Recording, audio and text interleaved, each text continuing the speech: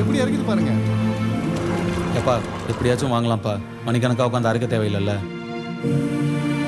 ஆட்டுக்குட்டிக்கு ஒரு ஆட்டு.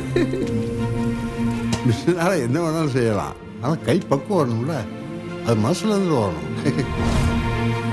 பொதுவாக லைஃப்பில் நம்ம பண்ணுற வேலையை ரசித்து பண்ணணும்னு சொல்லுவாங்க. அதுக்கு பெரிய பிஸ்னஸ் மேனாக இருக்கணும்னு அவசியம் இல்லை. வெறும் இட்லி சுடுறதா கூட இருக்கலாம். முழுக்க நம்ம கம்பெனிக்கு வந்ததுக்கு அப்புறம் 15% ப்ராஃபிட் இன்க்ரீஸ் ஆயிருக்கு. சூப்பர்யா, சரியான வேலைக்காரையா நீ. நமக்கு அப்புறம் இந்த வீடும் நம்ம கடையும் அப்படியே போயிடுமோன்னு. அவன் எங்கே போகிறான்? இங்கே தான் திரும்பி வர போகிறான், இங்கே தான் திரும்பி வர போகிறான், இங்கே தான் திரும்பி வர போகிறான். தள்ளிக்கங்க.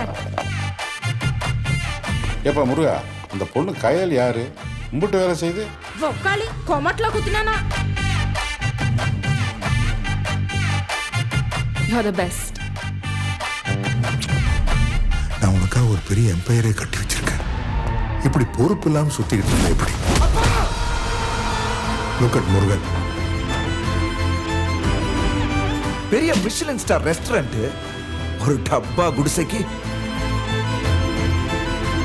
அது வெறும் கடையில் தம்பி, இந்த ஊரோட அடையாளம்.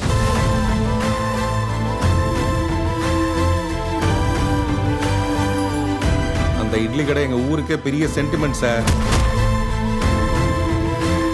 அவனை முழுசா அழிக்காம நான் இங்க வர மாட்டேன். வேண்டாம், எட்டனா பெறாத அவங்க அப்பனோட இட்லி கிடைக்காது. அவன் சாகிறதுக்கு ரெடியா இருக்கா.